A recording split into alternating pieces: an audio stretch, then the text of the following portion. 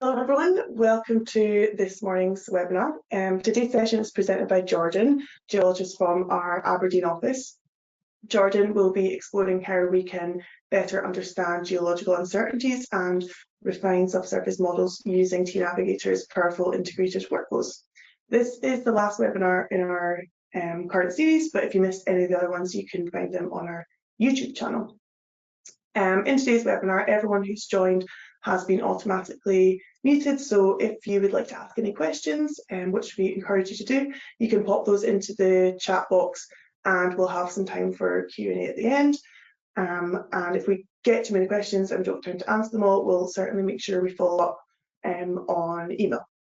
And we are recording the session as well, so we'll pop it onto our YouTube channel later on. So now I'll hand over to Jordan to begin the presentation. Thank you. Perfect. Thanks, John.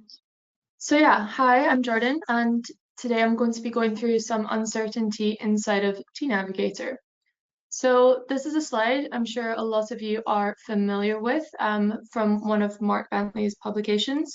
This is basically a nice example of where uncertainty lies. So different companies and different people will kind of anchor themselves to different areas of the triangle. Either you're in one corner, you're a little bit in between them all, you're not sure. So yeah, this is a kind of nice one to start off with. And we'll be exploring a couple of these different options today. I think kind of best guess and multiple deterministic models have been what the historical approach is or what the traditional approach is. And some people are moving more into the kind of stochastic approach with the variations of the variables. And instead of just having a few different concepts, you can actually vary them a lot more easily. But I would say most people maybe fall in the middle between deterministic and stochastic. You want to have different geological concepts and then maybe vary your different uncertainties within them as well. And then this is the slide that I'm going to come back to a few times today. So this is a standard calculation for kind of hydrocarbons in place or volumes in place if you're talking about alternative energy types. Starting off with your gross rock volume on the left, which would be basically your whole reservoir, timesing this by your net gross to get your net rock volume, then with your porosity to get your net pore volume, and then with your water saturation to finally get your kind of hydrocarbon or volume in place at the end, and not forgetting about formation volume factors and kind of surface regulations as well. So we can add uncertainty to any part of this, and this is actually how I'm going to go through step by step. So how do we add uncertainty to our GRV? How do we add it to our net rock volume, our pore volume, etc. So yeah, I'm just going to kind of talk through a few different ways that we can add the uncertainty, and hopefully gives you a bit of insight with how we can do it inside of tNavigator. So I'm going to start off with our video here. So this is having a look at some seismic. So this is the F3 model, I believe. You can see in tNav now we actually have this automated kind of way that you can pull through the seismic. So it's really nice and smooth if you want to run through and visualize your data quite quickly. It's just in this little tool palette on the right. You can just push and pull, slide your seismic around, and you can see through the different layers really, really quickly instead of going one by one as well. So you can see here we have all these different layers and all these different faults as well. Once we start to actually look at our data a bit more in depth, we have some statistical graphs or statistical plots, which allows you to plot different logs against each other. So having a look at like the bulk density, acoustic impedance, we can see they actually have a kind of nice correlation, and then visualizing it in a cross plot, we can see this a little bit better as well between the acoustic impedance log, which is kind of the velocity of sound and density by rock. This will help us characterize our lithology. Visualizing it now on our well section, we can see it a bit better here, and we can also visualize our seismic on top of it as well as our stratigraphic table in the background. So visualizing our kind of bulk density, we can see it's inversely correlated with our porosity as well. So I'm just putting on some different kind of calculations here, and then we're going to have a look at our seismic. So this is where we want to start some of the structural uncertainty. I have my seismic window on the right, and I can actually see this kind of salt dome on the left here as well, just as I'm flicking through my data. we want to start picking this out and see how we can actually add uncertainty to it. So I'm just pulling through, and you can see it on the right, this kind of dome appearing in the bottom, and this is what we're actually going to try and map inside of this software.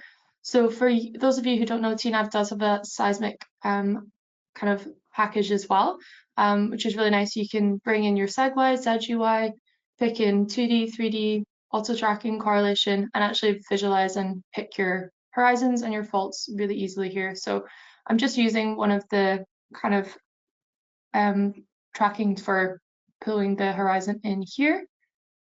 And you can just see it's really automatically kind of picking this in. You can of course change your correlation coefficient, change any of the kind of input parameters for this here to better if you want to get your peak or your trough. But this is what I'm doing here to create this lattice structure. And we can start to see this salt dome really clearly on the left-hand side here. So this is just the lattice picking every, I think, 5 or 10 increments in. And yeah, we can see it's done a pretty good job of kind of picking everything up. And what we can do is actually take this lattice and run it through automatic 3D correlation to correlate the rest of the surface for us automatically. So yeah, this is just what I'm doing here. You can see it's matched up really nicely to the seismic. And of course you can go and kind of undo, erase, change anything that you'd like to here, but we can start to see the structure appearing quite clearly to us. And we're just going to use the autocorrelation to finish off the rest of it. So I don't know if anyone caught Elias's webinar last week, but he talked a little bit about the correlation window and the correlation coefficient and how they would change dependent on what you're actually trying to model. So I've just kind of left the standard ones in for now, but we're actually going to add some uncertainty to it to figure out which one is maybe going to be best for this type of structure. So this is just using the 3D autocorrelation, and you can start to see, we actually have a really big fault coming through here, but you can start to see this structure, it kind of dips below the seismic at some points as well, over on the kind of top corner. It kind of juts underneath the seismic that we can see. But we can see it's created a nice surface for us using the automatic input correlations. But this is what we're going to add some uncertainty to here. So I've just added a little loop inside my workflow. I'm changing the correlation window and then also changing the correlation coefficient as well. So I can just right click and create a variable or add a variable that I've created already. And I'm just going to run this about 6 times just from my workflow. And we can actually see what a difference this will make. So you see the one at the top is really over kind of compensated. So the correlation window is probably a bit too high because this is actually where the horizon or the surface dips below the seismic. But if you do your correlation window too big or too deep, it can start to find different traces above. So yeah, we can see all these different cases look pretty different from us here. But yeah, this is just how we can start to add some uncertainty, and we can of course take this horizon through to the next stage as well. Another way that we can do it, we can of course just bulk shift horizons up and down. So if you have a base case horizon and you want to just shift it up or down any which way, we can of course do that. But if we want to do it more stochastically, this is the workflow that I'm going to show next. So we're starting off with our horizons and our faults, and we're actually going to vary our faults and vary our horizons to build our grid. So I'm just visualizing some faults throw. You can visualize kind of your faults throw, your faults displacement, azimuth, anything you want like this before we actually go through to do some of the uncertainty. But what I'm doing is I'm going to create some error maps. So this is using unconditional simulation. So just using SGS or GRFS and just some variograms to kind of create this randomized surface. So I'm just going to apply this and we can visualize what it looks like. So this is with no input data. This is just actually just creating a random kind of error surface is what we call it here. And we can actually smooth this out a little bit as well. This is just what I'm going to add to the workflow. We can see our error surface, and now we're just going to smooth it out using moving average, hit apply. And yeah, this is the error surface that we're going to add on to our kind of base case horizon. And again, I'm just going to do this through the workflow. So we can see I ran this about 10 different times. It's created these 10 different horizons, but I'm keeping them tied to my wells. So if you want to keep your wells or your markers as hard data, we can absolutely do that.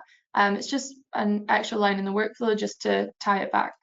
I'm going to do the same to faults. So the faults that I had in the beginning, I'm just actually going to move the fault through a little bit. So you can move your faults in your X, Y, or Z direction, and then use whatever kind of distribution you'd like to shift these as well.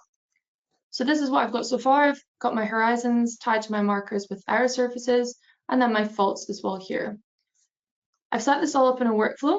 You can see this workflow is freely available if anyone wants to kind of give it a go themselves, but it's really simple. You can just right click, add in your variable, and you can select how far or not far you want your faults to go. And this is all the grids that has been created. So we've taken our horizons, taken our faults. We can see our segments are really changed depending on where our fault is, as well as our horizons as well.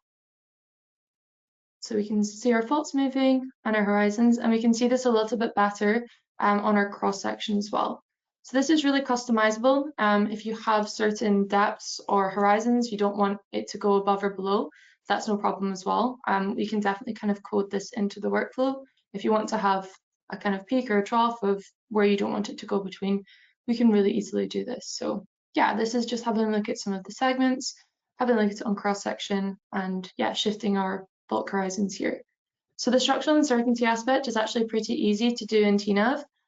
You don't need any kind of separate modules, anything like that. You can all just do it inside of the workflow. You can either do a bulk shift of your horizons, you can add some uncertainty like I showed at the start to your seismic horizons, or you can do this kind of more stochastic approach, add a different seed number, add some error surfaces, and just really flex away from your wells. So there's a few different ways that we can do it, and because of the workflow, it's really kind of customizable and flexible as well. So the next thing we're going to look at is the kind of net rock volume and actually have a look at some kind of net to gross well logs, net to gross calculations, and how we can add uncertainty to this as well. So again, just starting off at my well section, so I'm going to use a couple of these wells to do a net log or like net pay log cutoffs. So I'm having a look here at my gamma log and my porosity log. But if we have a lot of wells and we have a lot of logs and we want to kind of figure out which logs have which wells and vice versa, we have this really nice tool or calculation where you can just put in your well logs, open up a table, and what this will do is it will visualize exactly which wells have which logs and which logs are present in which wells. So if you have, a couple hundred logs, it makes it really easy to just export out your data, QC that all your data is in the right place, and yeah, just make sure that you have everything that you need to go forward with your calculations. So you can see here like which wells have which logs, and yeah, it just makes it a lot quicker and easier to QC your data. So you can see here these kind of trend. I've inversely put the gamma rate index on the bottom and then the porosity on the side. So my X and Y axis, and we can see a kind of nice correlation here. So what I want to do is say, okay, where I have kind of high gamma and low porosity, I want this to be non-net, and where I have high porosity and low gamma rate index, I want this to be net. And of course, there's different ways that we can vary this, but I've just went for a really simple if statement. So if porosity is kind of higher than effective porosity and my GR index is kind of bigger than 0.4, we can do it like this. So this is just the standard kind of net log that's been created. And I'm just going to use again the workflow to add some uncertainty and variation to it. So you can put in your base value, that you can then put in your minimum, your maximum that you want it to iterate between. And again, it's really easy to add your variables in. You just right click, put it in your workflow. And what I'm going to do is create a kind of thickness from these net logs as well. So you can just see a couple of different variations. But I'm going to create a thickness from the net and then create maps from this thickness attribute. So then this will basically create all these different net maps and show us from the uncertainty the different kind of thickness or depths of our different nets. So you can see I'm just iterating them through here. They're changing quite a bit. This will obviously depend on kind of what you stick in as your variables. But we can use this net map, use our porosity maps to actually start to create some STOA. These are 2D volumetric maps. For this, we can visualize and change our porosity. We can change our net to gross. We can change our contact. There's a lot of different things that we can vary just in the 2D as well. So yeah, if you want to kind of experiment with different cutoffs for your net to gross, if you want to experiment with different cutoffs for your Facies, your rock typing, again, it's super easy just to do in the workflow. Yeah, it just takes a couple minutes and you get all these different variations. You don't need to run it 6 different times. Again, if you just stick it in the workflow in a loop, it will run these all automatically for you. Having a look now at the net pore volume, so where our actual different pore space is in our rock. We're going to start off with porosity. So this is just visualizing porosity on a histogram. We can see this really kind of bimodal distribution with our sand and stuff on our right with our high porosity, and then we have our more shaly and silty sediments on the left. So before we go through with kind of our porosity model, we want to first create a rock typing model because we can see there's a really nice kind of similarity or correlation between our Facies log and our porosity log. So we probably want to create a rock typing log or create a Facies property before we go through with porosity. So I'm first just having a look, upscaling our well logs, and then having a look at our variogram tab. So this is the data analysis inside of tNavigator. Again, this isn't modulated. You'll just be able to have access to this with Geology Designer, which really gives you some kind of scope and able to experiment really with your data. Have a look at your different logs, have a look at your different plot files, and visualize your variogram, visualize where your data is. We have a few different things that you can do as well in terms of transformations, vertical proportion curves, adding or removing trends. This is all in the data analysis as well. I'm just running through a few different Facies types that we can create. So of course we've got kind of the standard ones like Kriging, SAS. We also have truncated Gaussian as well, which I'm showing here. We've recently added pluri-Gaussian as well, which is really nice to play with, and of course object modeling as well. You can see our little channels with our levees on the side, and I actually wanted to highlight this one because we've recently updated the object modeling calculation tab, which makes it super interactive, and we can actually see the different, what the sinuosity is doing, the channel widths, the levees width. So this is really interactive and nice. So if you're a tNav user, definitely check out the new release when it comes out. And yeah, we can visualize our object models a lot more clearly. So we can do this here. Because of the correlation between porosity and our Facies, I'm actually just taking my different Facies models and populating porosity within them. So we can see with our channels here, they'll have our higher porosity. Yeah, we can visualize them all here. If we want to start to add some uncertainty, of course, there's a million different ways that we can add uncertainty to this. You can do it through seed number, variogram, ranges, Facies fraction. If you have like a mid, low, high case for your different probability maps, we can stick this all in. Again, just done through the workflow using the multivariate. It's super, super easy to do. You can just right click anywhere to add a variable. So just right clicking, I'm going to add a variable for my variograms, for my main, my normal, my vertical. You can right click add a variable for your seed number to get your different iterations. So basically any input that you can put in the workflow, we can add a variable to it. So it makes it really nice and easy to do. And here's just a few of the different iterations I'm running through. So I put quite big variations on the azimuth and the variance and the variables and the variogram, sorry, as well. So we can actually see all these different kind of Facies scenarios. If you think you have channels, if you kind of think you have mud flats, you can put any of this in the workflow and yeah, visualize them really easily.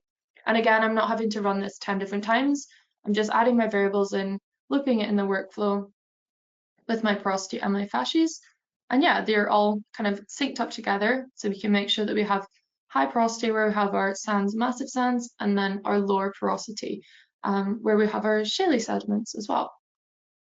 So yeah, just makes it really nice and easy to create multiple different scenarios or multiple different Facies models as well.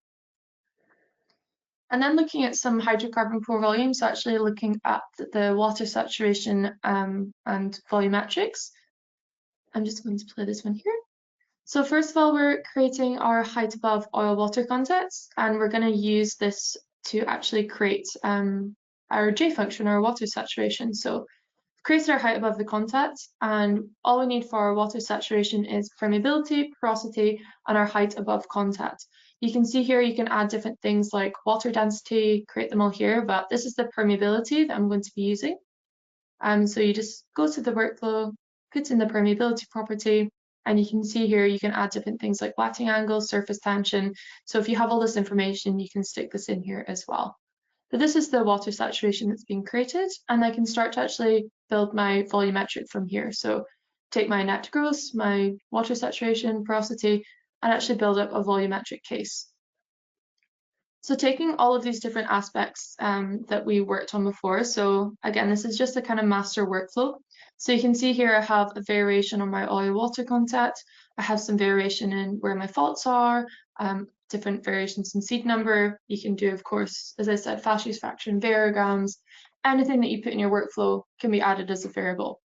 So this is what I'm doing here. So just running a quick base case first, and then what we can do is open this up in the AHM to kind of figure this out a little bit more. So again, just right clicking, adding in my variable, running my workflow, and this is a really nice tool. So up until this point, we've just been inside of Geology Designer, but what we can do now is actually utilize the AHM engine to run sensitivity and uncertainty in Geology Designer. So you can see here there's two options. So there's use dynamic model. So of course this can be used by reservoir engineers to do kind of assisted history matching. But we can also use a static table. And this allows us to run different sensitivity analysis using just your geological uncertainties. So we can do both, or a combination, of course, integrate them both together. But if we just want to run a quick sensitivity analysis on some of the variables we talked about today, it's really kind of nice and simple to do this here as well.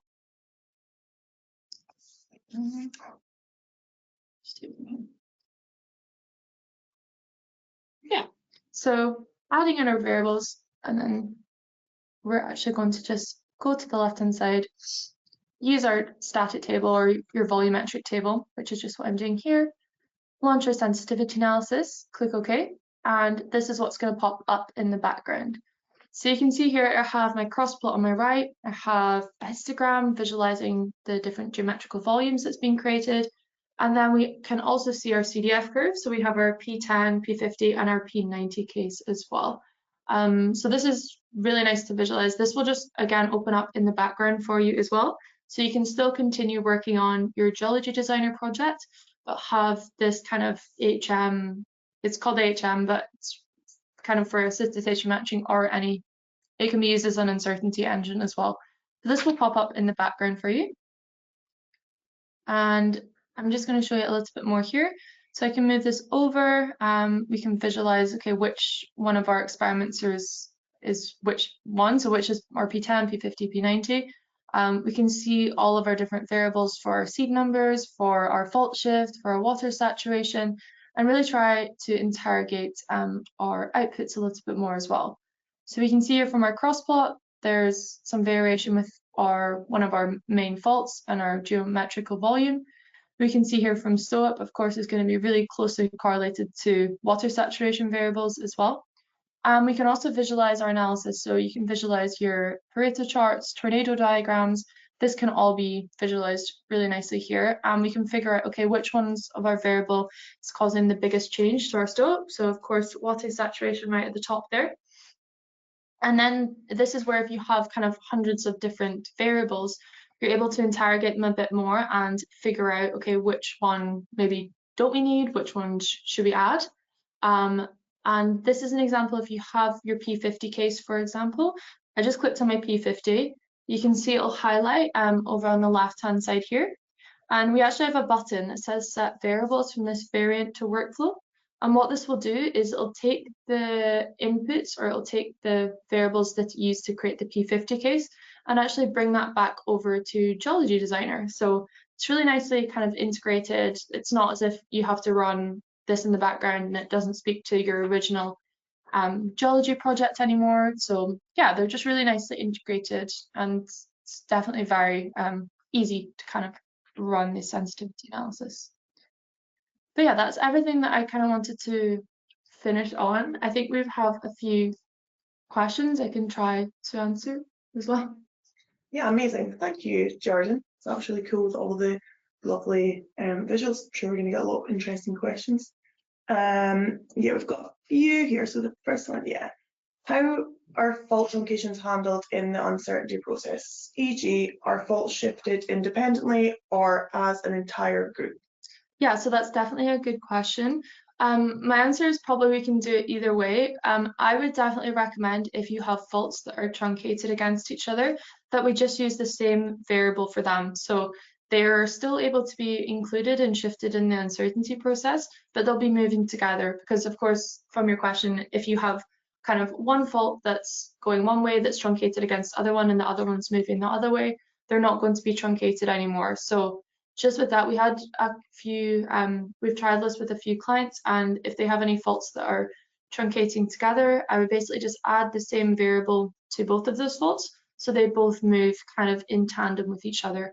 And that means we don't have to go back and retruncate them every time as well. Okay, next question. What is the range of distribution types available? Uniform, triangle, stretch, beta, etc. And can they be applied to all uncertain variables? Yeah, so we have basically, what is it? Yeah, uniform. Yeah, we have all of those kind of different distributions as well. So all the standard ones, uniform, triangle, you can actually add different ones as well because the workflow is integrated with Python. You can actually import any variable kind of definition from Python workflows as well.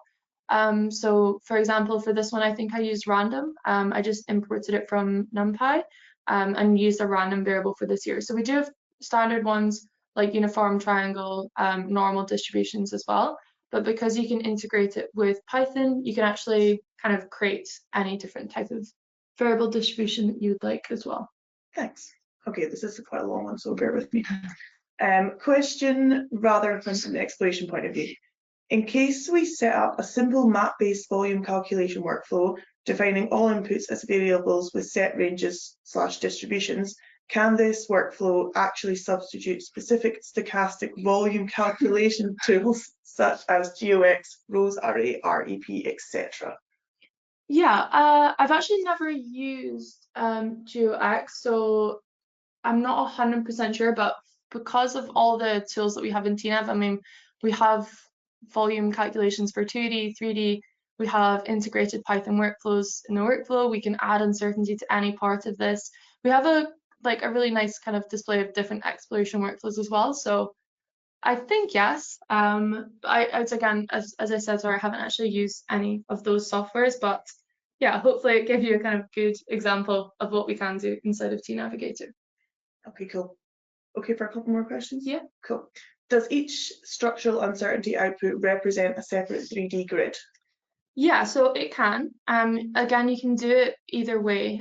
So using the AHM, which is kind of what I showed at the end, it will create these grids in the background, but they're not stored in your project. So if you want to run like 500 grids, but you don't want it blocking up your Geology Designer project, you can utilize the AHM and like kind of uncertainty engine to create different grids that will just be, I don't know where they're created in the nether sphere somewhere, but it doesn't actually clog up your data. Or you can actually just physically create them all inside of Geology Designer as well. So I would say both. I mean, they are really created, but it's up to you whether you can either save them at each point, or you can actually just output a volumetric case and then put in your workflow that you want the grid to be deleted. So yeah, either or, it's super, super flexible. Thanks. Let's go for one last question and then we can wrap up for today. So last question is, can faults be well tied? Yeah, so we have, there's a few different ways that you can actually create models inside of tNavigator. So we have the kind of standard pillar gridding approach where you can use structural or stair-stepped zigzag faults there. We actually have a new modeling approach called S-model, which is this kind of like triangulated mesh model, which is we've been asked a lot about for the past couple of years. So this is a new one, but one of our approaches as well is the structure model. So when we use a structure model, we can add a lot of different data types. So we can put in point sets, markers, isocores, like thickness maps. We can put all this in here. And in this approach, we can actually put markers in for our faults as well.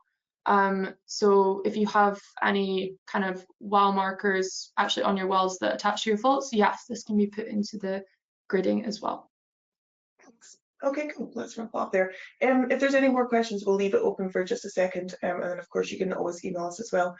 And we will get these uploaded to YouTube. And also, please come and join us at our Technology Summit Roadshow this year. RFD is celebrating our 20-year anniversary, so it's a very exciting time. So these are all the dates here, and then you can check out the website for more information and registration. But thanks very much, Jordan, and thanks for everyone who joined, and we will see you in the next webinar. Thank you.